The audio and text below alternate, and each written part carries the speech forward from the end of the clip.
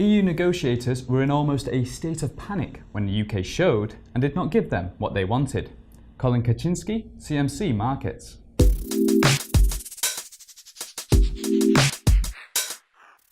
This week, the sterling was at its lowest level against the euro since 8 years, priced at €1.08.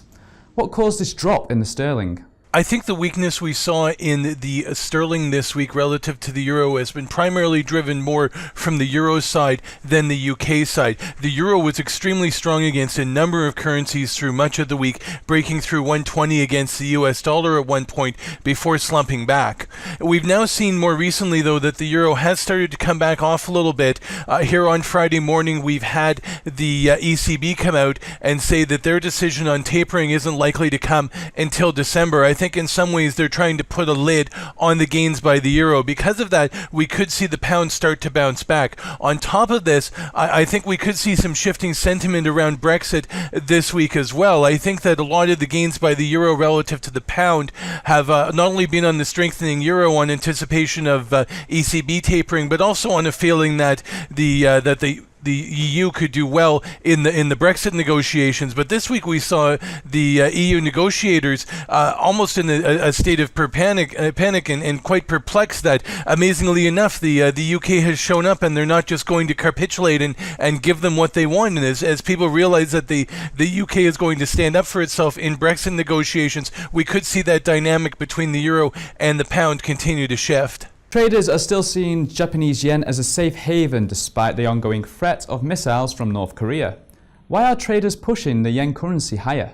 We're seeing a lot of action in the Japanese yen over the last few weeks, and gold, as we see the ebbs and flows of political risk impacting the markets. The yen and gold have been acting in their traditional roles as defensive havens, and even though Japan could be in the sights of North Korea, even though North Korea recently lobbed a missile over Japan, the country is still being seen in its traditional role as a relative safe haven. However, if we did see the tensions really wrap up and Japan come under threat, that could change, and potentially that dynamic could change, and we could see weakness in the yen, but only if people are actually thinking that some military action could take place. Until then, the Japanese does continue to play out its traditional role. Theresa May touched down in Japan this week, and now she's trying to negotiate a trade deal with Japan. How would this trade deal soften Brexit?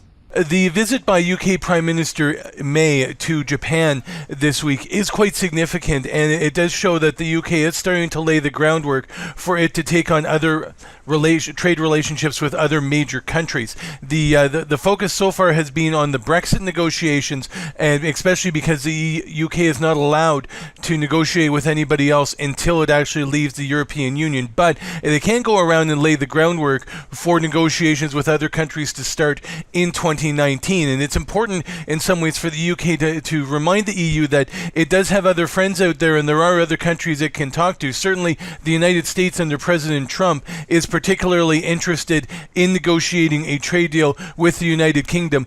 In addition, countries like Japan, potentially China, certainly other Commonwealth countries like Canada and Australia could also be quite interested in building trade relations with the United Kingdom.